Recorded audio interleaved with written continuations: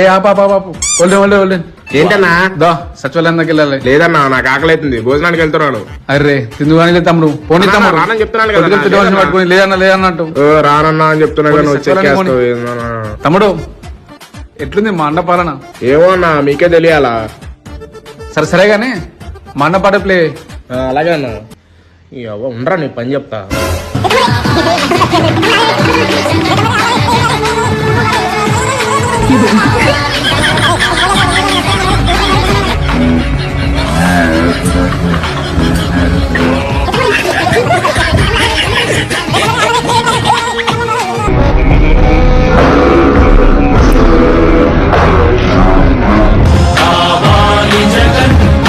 అర్థమైందా అన్న?